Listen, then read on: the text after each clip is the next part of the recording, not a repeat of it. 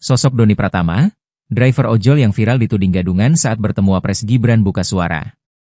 Sosok driver ojek online, ojol, yang viral dituduh gadungan saat bertemu dengan Wakil Presiden Gibran Rakabuming Raka, salah satunya bernama Doni Pratama. Doni Pratama adalah perwakilan dari perusahaan ojol InDrive yang bertemu Gibran Rakabuming Raka di Istana Wakil Presiden pada Minggu, 31 Agustus 2025.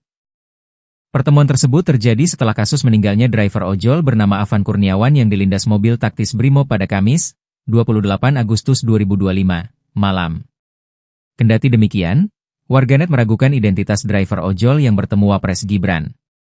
Banyak yang menilai bahwa para driver ojol itu hanyalah orang yang berakting demi sorotan kamera.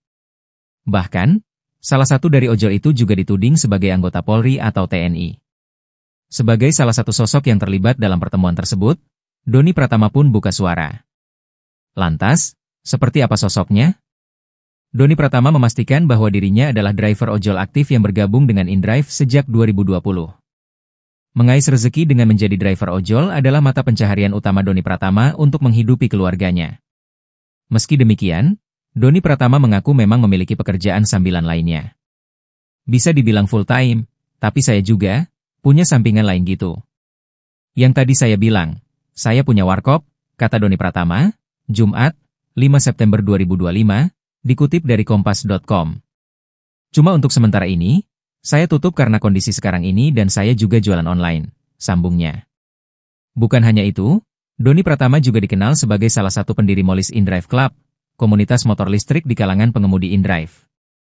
Sebelum menjadi driver ojol, Doni memiliki pengalaman sebagai wartawan foto. Lulusan Broadcasting Bina Sarana Informatika itu sempat bekerja di media hiburan sejak 2012. Kini, Doni memilih fokus menjadi pengemudi InDrive sembari mengembangkan konten di media sosial. Ia aktif di TikTok dan YouTube dengan tema dunia ojol, bahkan sempat membuat program driver undercover yang mewawancarai sesama pengemudi. Doni juga menanggapi terkait tudingan bahwa dirinya bukan driver ojol yang bermula dari pernyataan salah satu tokoh Garda Indonesia. Menurut Doni Pratama, dengan terdaftarnya ia di aplikasi seharusnya sudah cukup membuktikan status keaktifannya sebagai driver ojol.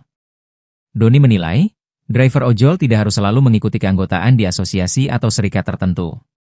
Oleh karenanya, Doni Pratama kecewa karena seolah-olah ada standar ganda soal siapa yang diakui sebagai driver ojol. Meski begitu, ia menegaskan tidak ada kewajiban hukum yang mengharuskan pengemudi ojol menjadi anggota asosiasi.